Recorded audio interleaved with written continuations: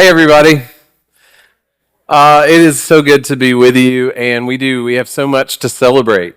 We have this unprecedented financial opportunity to launch into our future, and please be praying about that for God to move in our hearts and for each of us to discern how to be part of that. But beyond that, there's just been so much good this year, and your faces, so many of you, from Margaret and Sylvanus to those who've been here from day one.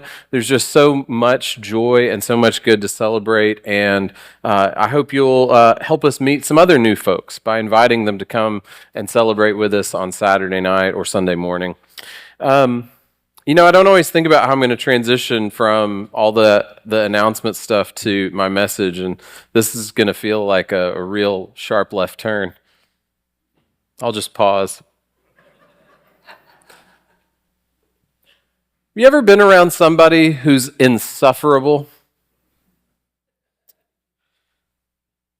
Think about it. What is it that makes someone insufferable? Tell me about them. What is it? Negative, talks all the time, one-upsmanship. Yeah, I think of somebody who's loud, a know-it-all, boastful, and everything is about them, right? That's kind of the defining characteristic to me of somebody who's insufferable, is they just talk about themselves and how great their life is over and over and over, and you just can't suffer it. You just can't take it. Brennan Manning, I've mentioned him to you before. He was a priest and an alcoholic, a beautiful writer.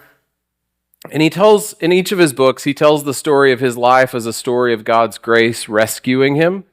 But then even after he encounters God's grace, he's honest about his ongoing perpetual struggles. And one of those for him is his desire to be important. And he describes in one of his books this scenario, and it's hard to know if this really happened or if this is sort of an imagining of his unchecked ego and what he. So I don't know if he did this or if this is just what he was kind of in a nightmare afraid he might do. But anyway, he describes a scenario where a humble woman comes to him because he has such an incredible spiritual reputation. And she says, "Brennan, teach me how to pray." And he says, "Okay, tell me about your prayer life." She says, "Well, there's not much to tell. I say grace before meals." And I'm going to quote his words to you here. He says, "Haughtily, I reply, 'You say grace before meals? Isn't that nice, madam? I say grace upon waking and before retiring, and grace again before reading the newspaper and turning on the television. I say grace before walking and meditating, before the theater and the opera, before jogging, swimming, biking, dining, lecturing, and writing. I even say grace before I say grace.'" You can be conceited about anything, I suppose. And then he continues writing, "That night, soggy with self-approval, I go before the Lord, and he whispers, 'You ungrateful turd.' I'll leave it to the listener to discern if God actually speaks like that. But he says this is what he heard. 'You ungrateful turd, even the desire to say grace is itself my gift.'" Even the desire to say grace is grace. And so it makes me realize, as we're contemplating grace, that whatever it is that makes someone insufferable, the cure is grace. In Paul's second letter to the church in Corinth, he's talking about an experience. He talks about an experience that he had 14 years in the past, where he was allowed by God to see things that are unseeable by human eyes. He saw a vision or a revelation from God. It was clearly this mystical, ecstatic experience that was so incredible that 14 years later, he hasn't gotten over it. And even 14 years later, he tells it as though it happened to someone else, right? Like he doesn't want to brag that it was him. But of course, it's him. And he refers to this experience as being caught up into paradise or caught up into the third heaven. And if you know what he means by that, you're doing better than I am.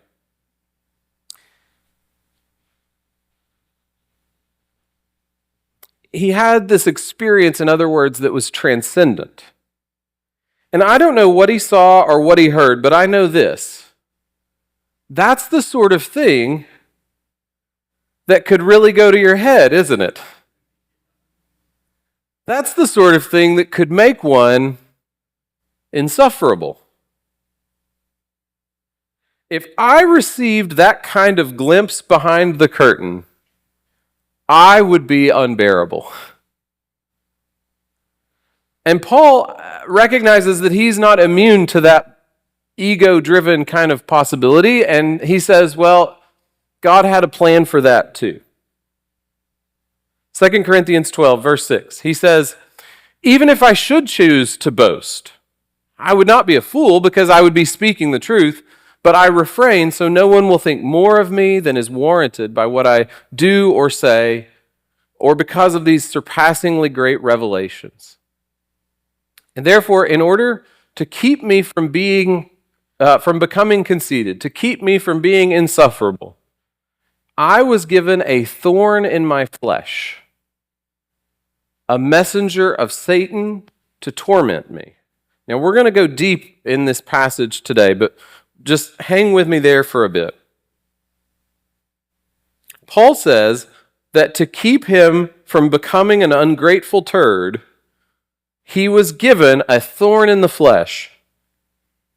He doesn't say who gave it to him or how it was given, but the implication seems to be that God either gave it or allowed it. And practically, I guess it may not matter to Paul which is the case, because he has to daily bear its existence either way, right? And it's an intriguing phrase. Like, what does that mean? A thorn in the flesh. Well, flesh is, throughout the Bible, a reference to our humanity or our weakness, our frailty, our vulnerability. I don't think we should think of this as literal, like this is not about dermatology. I don't think his thorn in the flesh is leprosy or some other skin ailment. But what he's saying is that there is something that afflicts him in his humanity, in his bodily life, in the skin that he's in.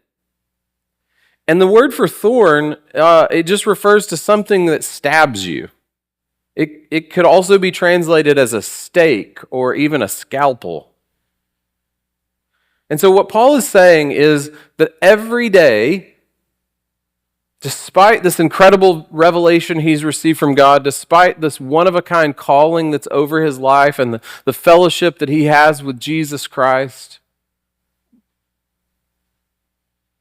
every single day, he has a stabbing reminder of his weakness. Of course, there's so much fascination about this. For 2,000 years, people have wondered, what is it? What was it? And there's been all kinds of wild speculation. People have suggested everything from Paul had malaria to Paul had migraines. Paul had epilepsy. Paul had a speech impediment. Paul had bad eyesight, which is the most likely, but is that even what he means here? Who knows? I think it's beautiful that we don't know what his particular thorn in the flesh was. Because in this moment, in this passage, Paul then becomes universal, a stand-in for all of us. Because we all have a thorn in the flesh, don't we? Tell me, if you don't have right this moment some part of your body, some part of your humanity, some part of your life that just does not work like it should. We all have a thorn in the flesh, something that is persistently annoying, painful, difficult. And what matters, again, is not what it is, but what it might do to us.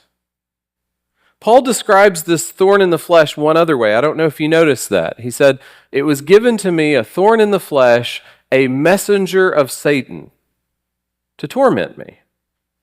And that's two names for the same thing. It's not two different things. That's important to know. So this thorn in the flesh, he says, is also a messenger of Satan. So we've got two really important truths that we need to recognize at this point. Number one, we all have pain, right? Everybody hurts.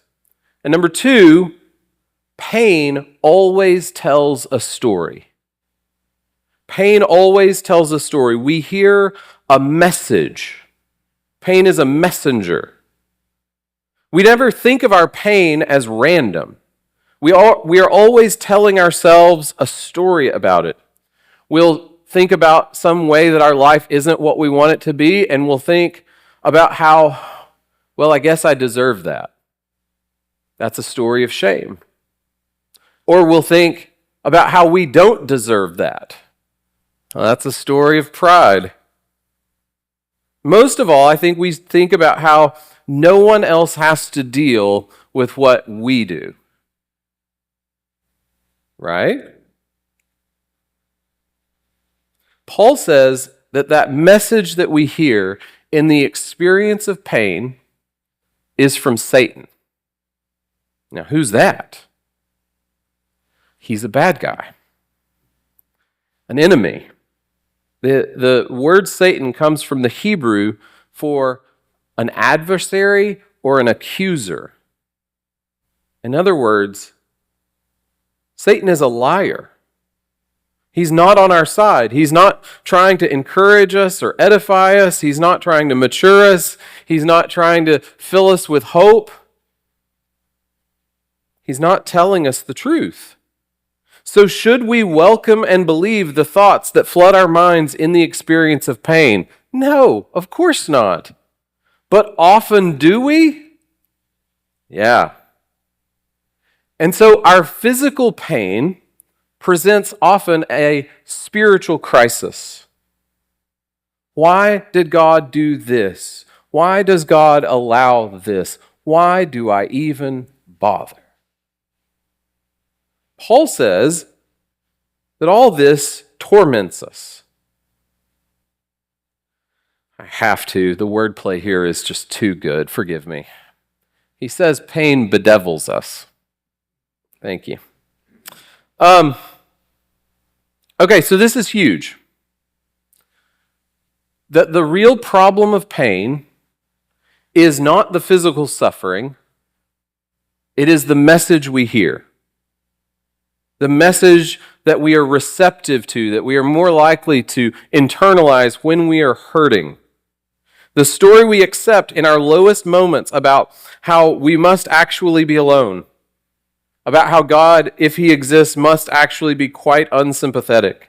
That is what really hurts us. That is what really afflicts us. That's the real danger or the real problem of pain. The great danger of our lives is not that we might suffer, right? Jesus Christ, before He went to the cross, promised us that each and every one of us would face trials of many kinds.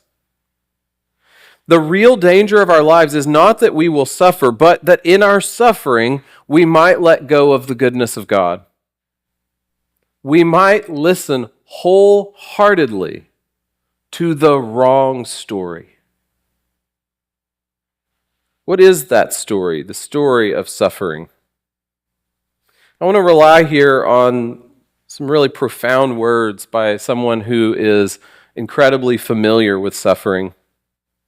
Sarah Clarkson is a contemporary writer, a wife and a mom who has studied theology at Oxford, but also someone who for 20 plus years has suffered from depression and an extreme form of obsessive compulsive disorder, where completely against her will, she is afflicted dozens of times a day with the most graphic, disturbing images in her mind.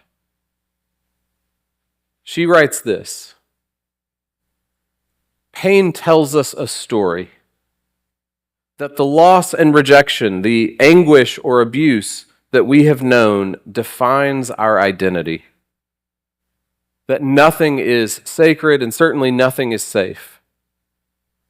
And in our breaking, we begin to listen to the devastating words of the dark tale told by pain, the one that unravels any faith we ever bore in a God who hears our cries or answers our prayers. If you've wrestled with pain, is she right? When we're hurt, we do hear a dark tale. Not just that we're hurting or that we might continue hurting, but that there is no God who hears us or loves us, that there's no point praying, and that the most foolish things in the whole world must be faith, hope, and love. Pain tells us that pain is the whole story. But it's not. I mean, Paul caught a glimpse of that when he was called up into heaven, right?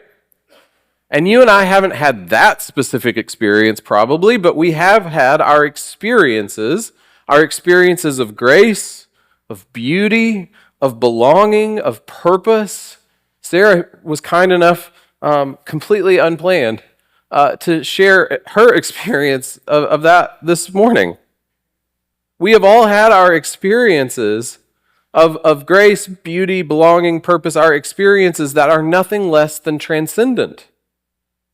And pain shouts so loudly at times, grief, outrage, heartache, that it seems to drown out all the other voices. It seems to cut us off from all other stories, but it never really can. Not fully, not for long. Because the message or story of suffering is a lie. And Sarah Clarkson describes this as well too. She describes her first transcendent experience when she was still a child, when she couldn't even articulate or explain to others, let alone fully understand what her affliction or her thorn in the flesh was. She describes as a child running after a butterfly to try and catch it and kind of going further than she meant to and kind of getting lost and disoriented for a moment, and she never did catch that butterfly, but she was caught herself, called up into something maybe like the third heaven. Here are her words. She says, abruptly and more completely than I can describe, my sense of time was suspended as I lifted my face to the great blue dome of the Texas sky, brimmed with the honey-tinged light of later afternoon. The sounds of the earth grew distant, and a quiet came into my mind and body. And for one mesmerizing moment, I became aware of the personal, present goodness thrumming in every atom of the world around me. I knew that this was the beauty whose presence I yearned to touch in the mystical beauty of those butterfly wings. I knew that I was encountering God. And I knew with a knowledge as pervasive within me as my own heartbeat that I was loved.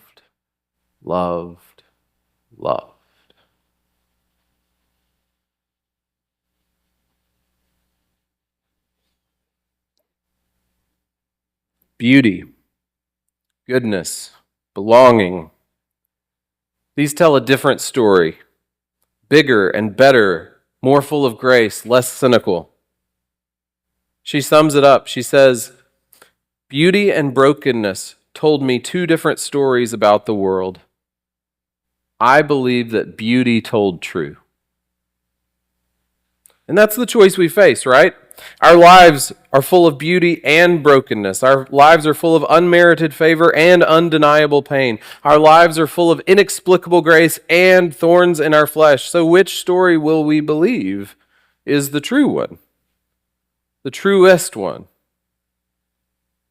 Back to Paul, he wrestles with this, right? These conflicting stories of, God, I've seen how good and great you are, and yet I have this agony, this stabbing reminder of that all is not right. Verse 8, he says, 3 times I pleaded with the Lord to take it away from me. Paul is disturbed by this thorn in the flesh. He prays, he pleads for its removal, and he does so 3 times, right? This is clearly beyond just casual prayer. And at first you hear that he pleads 3 times, and that sounds like a lot, doesn't it, right? Like he's clearly bothered, clearly disturbed by this. But then you start to think, wait, it's been 14 years that he's had this thorn in the flesh? And he's prayed about it 3 times? That actually doesn't sound like he's prayed enough. Okay, surely he's prayed about this more than 3 times. So why does he only say that he's prayed 3 times? Is something else going on? I think so. I think this is Paul's way of reminding us of someone else who prayed for suffering to go away, for a cup to pass from him, if at all possible, 3 times. It's his way of saying that there is nothing we go through that Christ has not gone through. There is nothing we go through that Christ does not go through with us. Jesus Christ knows your pain. And then he says, verses 9 and 10, I prayed, right? God, remove this from me. But God said to me, my grace is sufficient for you. Would you say that with me? My grace is sufficient for you. For my power is made perfect in weakness. Therefore, I will boast all the more gladly about my weaknesses, so that Christ's power may rest on me. And that is why, for Christ's sake, I delight in weaknesses and insults and hardships, persecutions, difficulties. For when I am weak, then I'm strong. I don't know if Paul prayed for the thorn to be removed 3 times or 300 times. But what he says is that at some point in those 14 years, he stopped praying for it to be removed. And not just that, but he actually grew to the point that he welcomed that thorn. He welcomed that pain. He welcomed insults and hardships and persecutions. He listened, in other words, to the story of suffering and rejected it. And what is it that allowed him to grow in that way? What is it that made that radical difference of hearing the story of suffering but rejecting it? What made that difference? He just heard this one simple truth,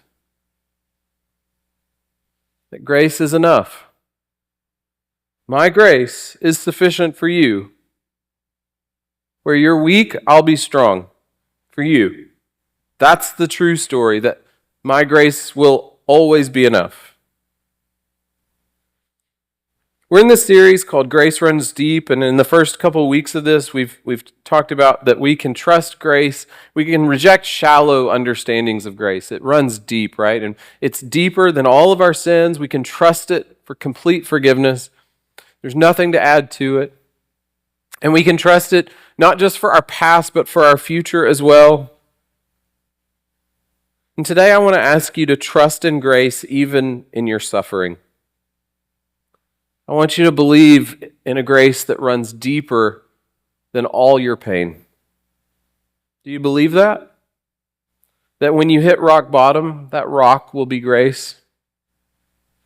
Like Sarah Clarkson describes, even when we're broken, we can know that we are loved, loved, loved. Or as Paul put it, we can hear, my grace is sufficient for you. I'll be honest, I can sense your disappointment. This is not the sermon any of us really want. It's not the message we want to hear, my grace is sufficient for you. What we want to hear, if we're honest, is, my grace is unnecessary for you, because I have taken away all thorns from your life, And I promise you nothing but a stroll through the park from this day forward. We want faith, we always want faith, to be this guaranteed outcome. Okay, God, I'll give you my heart. I'll fully surrender to you. All I ask in return is health and wealth and 2 weeks of vacation every year. And maybe the number one reason we don't hear the message of grace in our suffering is our stubborn refusal to consider that God's plan for our lives might be something other than that, something other than 24/7 pleasure. But what this passage asks us to wrestle with is this question: what if even our sufferings are channels of God's grace? And what if we take the pain that God will not remove and ask Him instead to redeem it? God, here, let me give you an example of what this would look like. God, in this moment, draw me closer to you. Make me less self-reliant and more reliant on you. Teach me that it's okay to be weak because your grace is always enough and your power is always strong enough. I mentioned 2 truths to you. I think we're up to 3 now, right? Number 1, we all have pain. Number 2, pain always tells a story. But number 3, grace tells the truth. God is strong. And even when we're hurt, especially when we're hurt, He is present. And even when we can't see Him, especially when we can't see Him, He's strong. Grace tells the truth that we are loved, loved, loved. Grace runs deeper than our suffering. And even when we are in pain, God's grace is present, comforting and strengthening us. Grace means we are never alone. And again, I want you to think not just about Paul, but about the first person who ever prayed 3 times for pain to be taken away, and it wasn't. I want you to think about Jesus.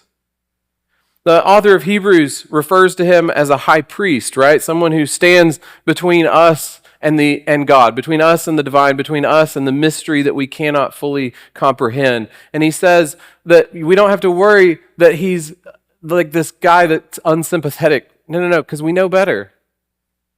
He says, this is Hebrews 4, we do not have a high priest, this is Jesus, we do not have a high priest who is unable to empathize with our weaknesses.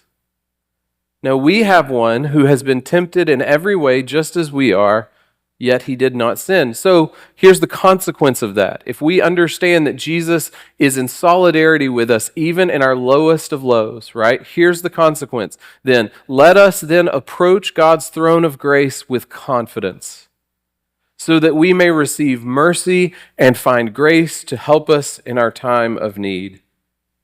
Jesus has been through everything. Jesus is with us in everything. So may you, in your lowest valley, discover grace as you never have before.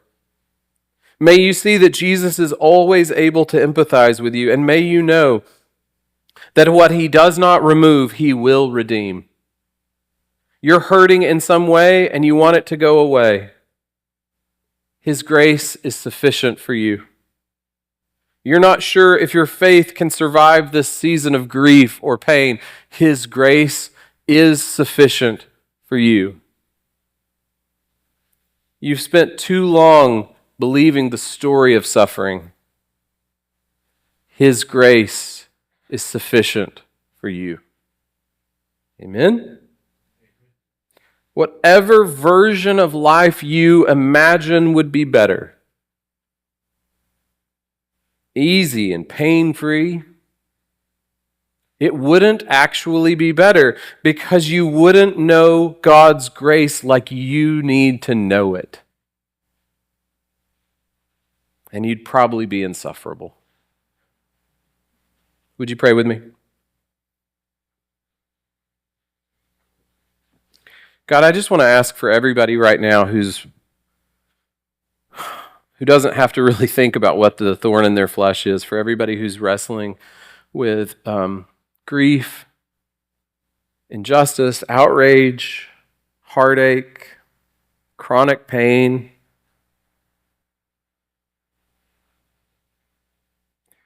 Would you show up with grace and mercy? And louder than any lies that our pain whispers to us, God, will you help each and every one of us to hear beyond a shadow of a doubt this morning that we are loved, loved, loved. That's it. That's all we ask, God, in Jesus' name. Amen.